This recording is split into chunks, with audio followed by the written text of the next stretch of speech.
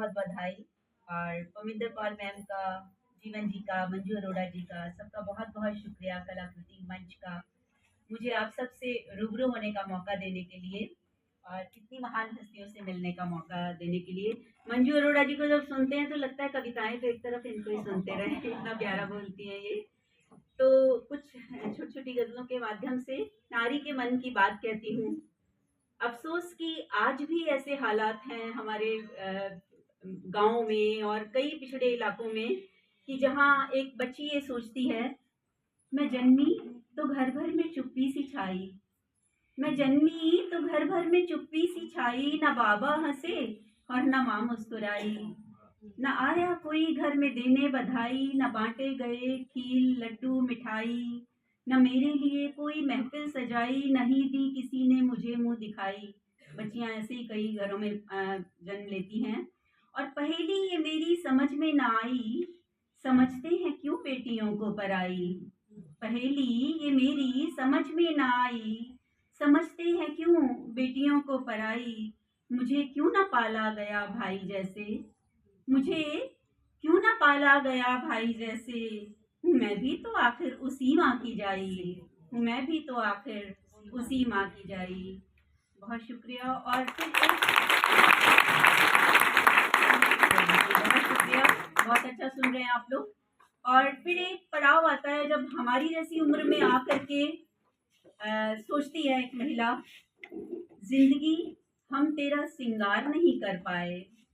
जब वो अपने सपनों को नहीं पूरा कर पाती है, घर गृहस्थी में अपने आप को सारा जीवन दे देती है, तो वो ऐसा सोचती है कि जिंदगी हम तेरा सिंगार नहीं कर पाए, तेरे दामन को समंजार नहीं कर पाए, और काट दी उम्र ये सारी यूं ही बेगारी में, काट दी उम्र ये सारी यूं ही बेगारी में, एक लम्हे को भी शहकार नहीं कर पाए, शानदार नहीं कर पाए।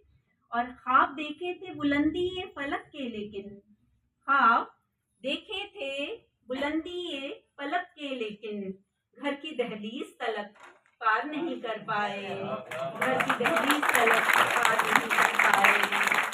बहुत शुक्रिया। और मंजिलें हमको भला कैसे मैसर होती, मंजिलें हमको भला कैसे मैसर होती, हम किसी राह को हमवार नहीं कर पाए, उस रास्ते पे नहीं चल पाए, और सबके आराम की चिंता में कटे सातों दिन। ज्यादातर नारियों का यही हाल है घरों में, चाहे वो जॉब करती हैं चाहे घरों में रहती हैं, तो भी सबके आराम की चिंता में कटे सातों दिन, खुद की खातिर कोई इतवार नहीं कर पाए, खुद की खातिर कोई इतवार नहीं कर पाए। बहुत शुक्रिया। एक शब्द आएगा अनवार, जिसका मतलब रोशन, और जी जिंदगी। तो उम्र भर हमने लहू अपना जलाया, फिर भी उम्र भर हमने लहू अपना जलाया, फिर भी दामने जीस्त को अनवार नहीं कर पाए, रोशन नहीं कर पाए।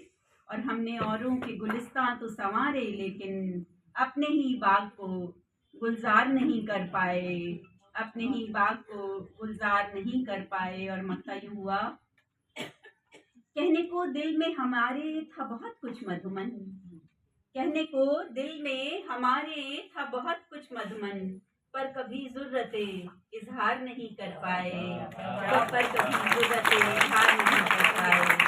अपने मन की बातें अपने अंदर ही नारी रख के बैठ जाती है।